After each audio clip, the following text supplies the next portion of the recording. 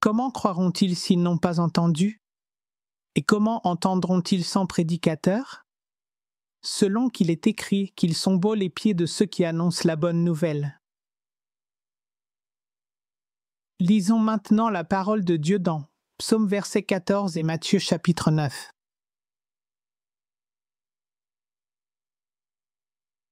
Première lecture. Psaume verset 14. Au chef des chantres. De David. L'insensé dit en son cœur, il n'y a point de Dieu. Ils se sont corrompus, ils ont commis des actions abominables, il n'en est aucun qui fasse le bien. L'Éternel, du haut des cieux, regarde les fils de l'homme pour voir s'il y a quelqu'un qui soit intelligent, qui cherche Dieu.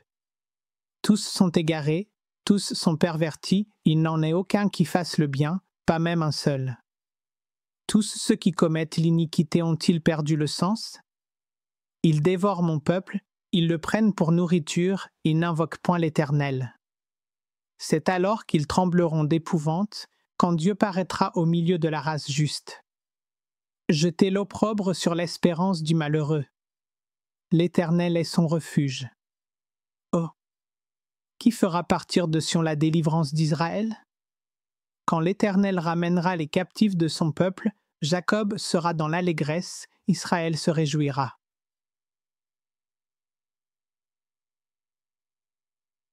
Deuxième lecture. Matthieu chapitre 9. Guérison d'un paralytique. Jésus, étant monté dans une barque, traversa la mer et alla dans sa ville. Et voici, on lui amena un paralytique couché sur un lit.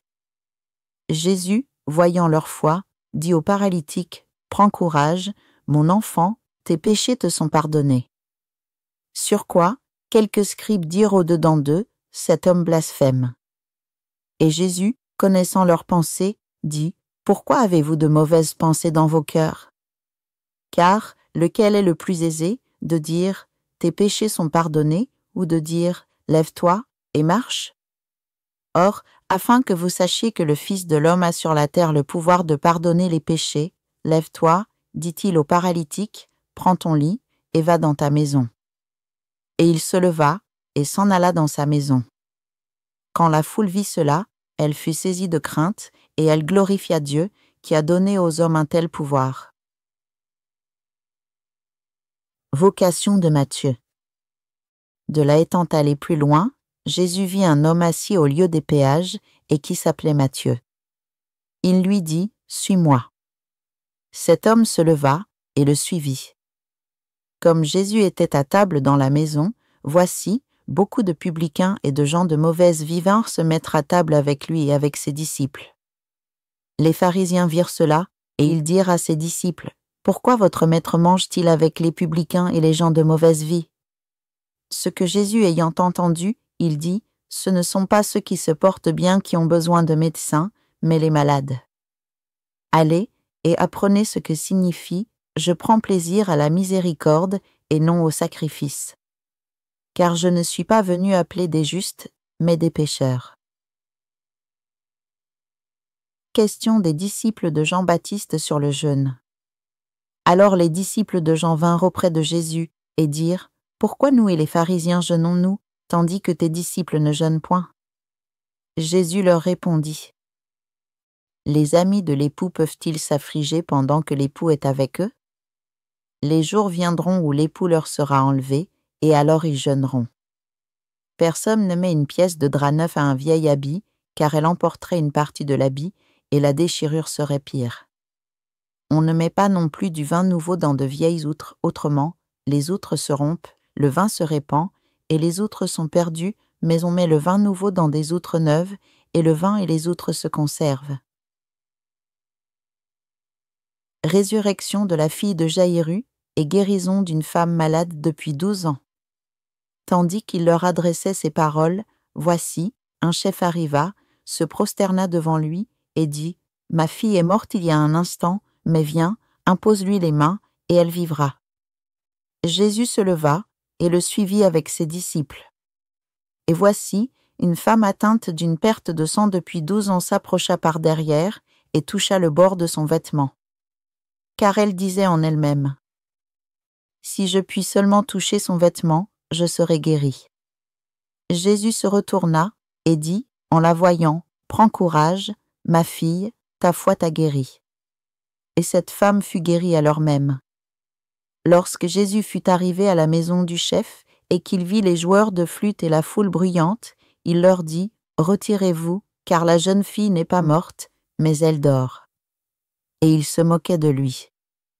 Quand la foule eut été renvoyée, il entra, prit la main de la jeune fille, et la jeune fille se leva. Le bruit s'en répandit dans toute la contrée.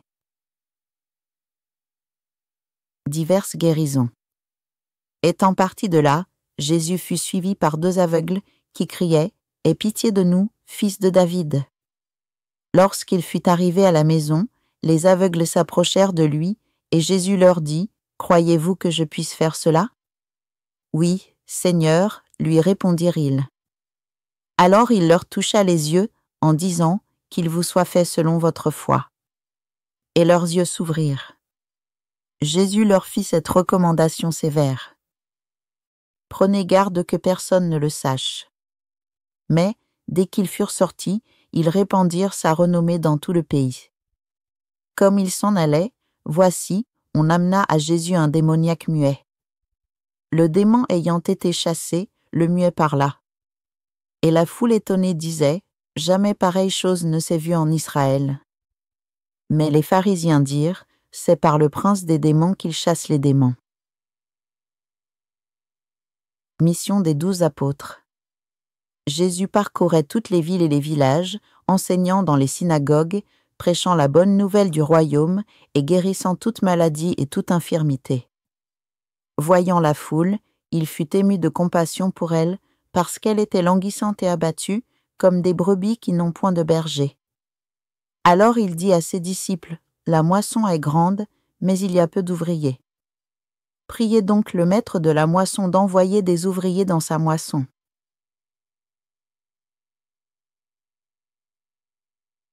Alléluia, la parole de Dieu est nouvelle chaque jour. Pas de Dieu ôter le masque, guérir le cœur. Commençons fermement.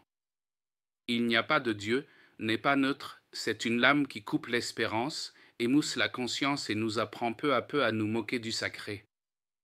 Les psaumes, chapitre 14, appellent cela folie non parce que l'on est stupide, mais parce que le cœur refuse d'être formé. Pourtant, Philippiens nombre ici Matthieu chapitre 9 montre un autre visage de Dieu, il ne crie pas de loin, il vient. Il appelle Matthieu de son bureau des impôts, s'assoit avec ceux qu'on traite de pécheurs, guérit les fragiles et déclare : je veux la miséricorde, non le sacrifice. Le modèle est clair, ferme sur la racine, doux avec la personne. Voici donc notre chemin, ôtez le masque du « pas de Dieu », regardez la réponse de Jésus qui restaure, qui préparait des outres neuves pour que le vin nouveau ne se perde pas. Nous finirons doux de ton et ferme de pas. Ôtez le masque, d'où vient, pas de Dieu ? Masque 1, la blessure, j'ai prié longtemps, où est la réponse ? Un cœur fatigué change la déception en verdict. Masque 2, le dégoût, j'en ai assez de l'hypocrisie. Nous généralisons une plaie en logique. Masque 3, le pouvoir, je veux être libre sans supérieur.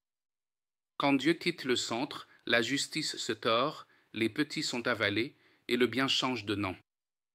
La pointe du psaume est vive, nul ne fait vraiment le bien. Il ne s'agit pas de diaboliser tous, mais sans Dieu au centre, le cœur se courbe et les décisions avec. Avant de discuter, soyons vrais, où as-tu mal ? Une blessure nommée peut être soignée, une blessure niée fermente en cynisme. Parabole, Dieu n'est pas un coiffeur. On entend ceci, s'il y a des salons en ville, pourquoi voit-on des cheveux longs ? Parce que certains n'y vont pas. De même, parce que les hommes ne viennent pas à Dieu, le monde reste en désordre. Ça sonne bien, mais une question, ton Dieu est-il coiffeur ? Le coiffeur attend, il ne te touche que si tu t'assieds. S'il te force, ce n'est plus un salon, c'est une prison. En prison, on rase qu'on le veuille ou non, c'est la contrainte, pas l'amour. Si Dieu forçait tous à devenir, propres et saints, sur le champ, nous perdrions deux biens humains, l'amour et la liberté. L'amour sans liberté est peur, la liberté sans amour est chaos. Le Dieu des Écritures invite, il ne traîne pas. Il n'est pas un prestataire qui attend, il est père et berger qui appelle par le nom et respecte la volonté. Ainsi, la parabole du salon est insuffisante, Dieu n'est pas passif, il cherche, mais respecte le choix. S'il reste des chevelures sauvages, ce n'est pas par absence de Dieu, mais parce que le cœur refuse d'être formé. Si Dieu existe, pourquoi la souffrance demeure-t-elle? Question juste, sans sucre. Premièrement, le monde est fêlé par le péché, avidité, haine, négligence, système biaisé. Beaucoup de souffrances sont moissons de choix humains, non causes arbitraires de Dieu. Deuxièmement, Dieu limite la contrainte pour préserver l'amour. Forcer tous au bien ferait de nous des marionnettes. Troisièmement, Dieu vient en Christ non pour un simple cours magistral, mais pour lancer une restauration qui coule de la personne vers le peuple, du cœur vers les systèmes. C'est Matthieu 9. Ce n'est donc pas Dieu absent, mais invitation non reçue et vieilles outres qui refusent le vin nouveau. Matthieu 9, la réponse de Dieu est une présence qui guérit. Trois gestes de Jésus, invité, suis-moi, et la vie de Matthieu bascule, touché, il guérit, écoute, fait place aux larmes, restauré, il rend la dignité à la communauté, non, guérir et partir.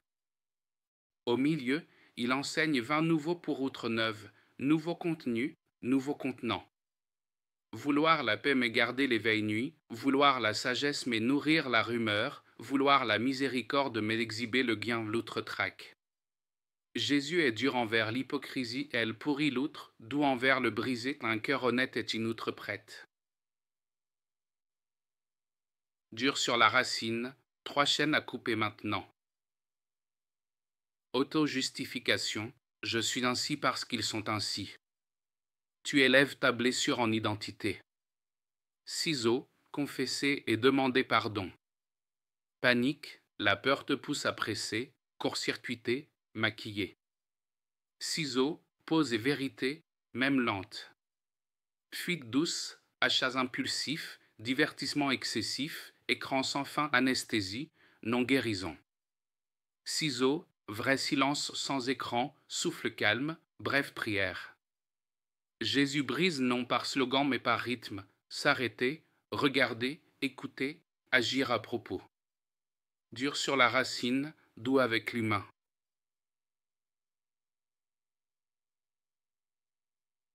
Esprit, âme, corps, outre neuf pour vin nouveau. Esprit, prière courte et vraie, Seigneur, je suis fatigué, éclaire-moi. Âme, apprendre à questionner avant de juger, quelle donnée vraie? Quel plus petit pas faisable? Corps, rythme qui empêche l'émotion de régner sommeil, ou mouvement suffisant. C'est de la fidélité, non de l'égoïsme. Communauté, maison, travail, fermeté qui guérit. Communauté, pas de tribune au cynisme déguisé en brillant. La critique saine apporte données et pistes, le cynisme brûle la pièce. Donne le micro au bâtisseur. Maison, les enfants apprennent la théologie par nos habitudes, s'excuser, dire non avec respect, ranger l'écran pour dormir, prier pour ceux qui diffèrent. Un bon foyer n'est pas sans débat, mais avec espace sûr. Travail, restituer l'intégrité du processus, notes exactes, tête-à-tête, escalade formelle polie et tracée. La paix est une compétence qui fait baisser la température.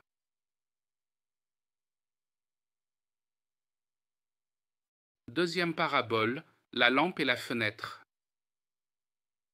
Imagine une pièce sombre, lampe, interrupteur, courant, tout y est.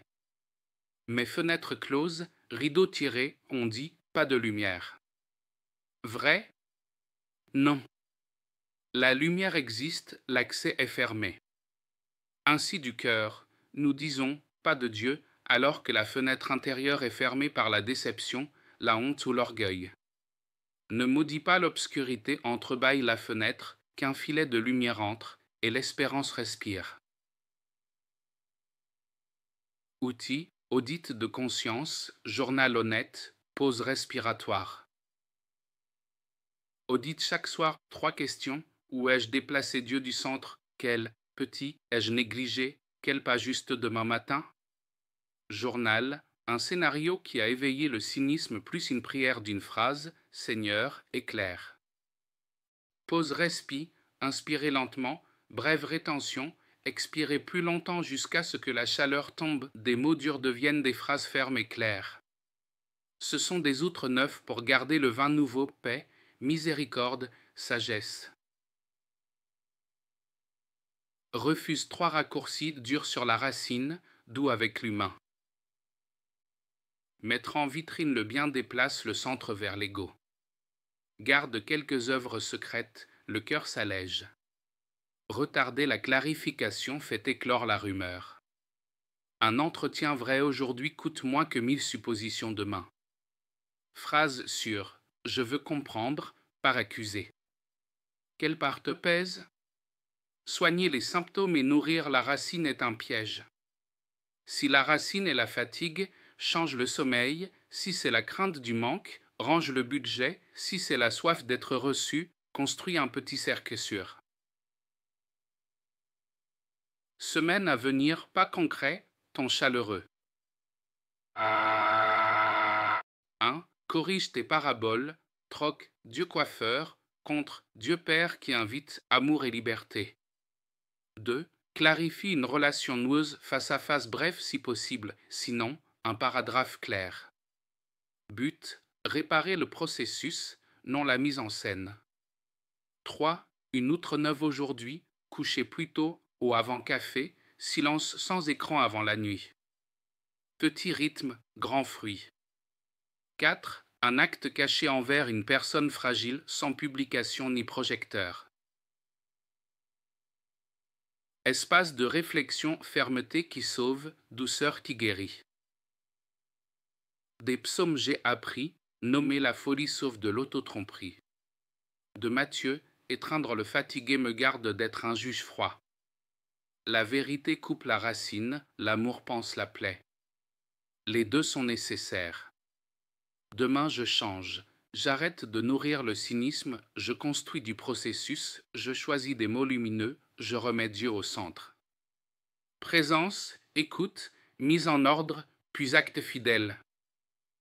Ma force n'est pas que ma volonté, c'est Jésus qui vient, il appelle Matthieu, s'assoit, touche, relève. Voilà le vin nouveau, ma tâche est l'outre. Engagement du jour ferme et chaleureux. Aujourd'hui je choisis, dur envers la racine du péché, doux envers l'homme. Dieu au centre, soin du petit, processus honnête. Je refuse la vitrine, le report, l'échappatoire. Je choisis le travail discret, la clarté rapide, le silence suffisant. Si ma langue veut redire, pas de Dieu, je me tournerai vers ses œuvres, l'appel qui change à Matthieu, la table qui guérit la honte, la vie nouvelle qui n'entre pas dans les vieilles outres. Affirmation finale. Dieu n'est pas coiffeur, il est Père qui invite. Il ne traîne pas au fauteuil, il appelle par le nom et marche avec nous. Quand la paix conduit, le pas s'allège et la pensée s'éclaire. Et lorsque les pas légers s'unissent au travail honnête, Dieu ouvre le chemin assez pour aujourd'hui, juste à temps pour demain.